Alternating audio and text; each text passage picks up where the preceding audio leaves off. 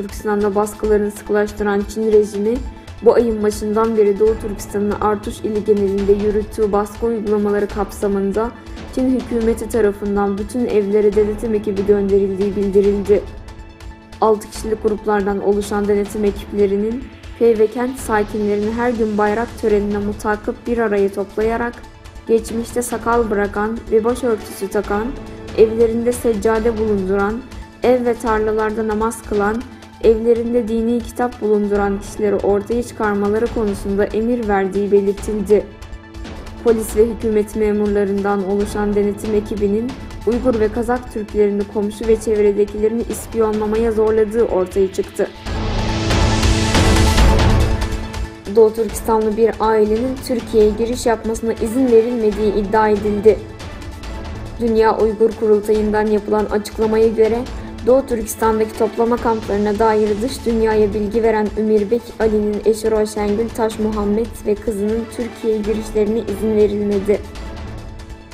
Açıklamada Roşengül Taş Muhammed ve kızının İstanbul Atatürk Havalimanı'nda gözaltında tutuldukları ve Çin'e iade tehlikesiyle karşı karşıya oldukları belirtiliyor. Birleşmiş Milletler İnsan Hakları Konseyi'nde Uygur meselesi dile getirildi. 18 Eylül'de gerçekleştirilen 39. oturuma katılan Dünya Uygur Kurultayı heyeti, Doğu Türkistan'daki durumu ve Nazi kamplarını dile getirmesinin ardından Avusturya, Almanya, Fransa başta olmak üzere birçok ülkeden Çin'e sert tepki geldi.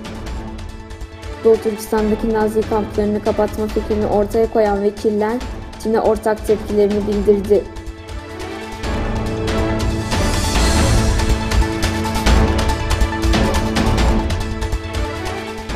Yemen-Suudi Arabistan arasında yaklaşık 4 yıldan beri çatışmalar kesintisiz devam ediyor. SPA'da yer alan habere göre Yemen topraklarından Suudi Arabistan'ın Güney Zehran bölgesine roketli saldırı düzenlendi. Atılan roket bir caminin de bulunduğu bazı yapılara zarar verdi. Olayda ölen ya da yaralanan olmadığı ifade edildi.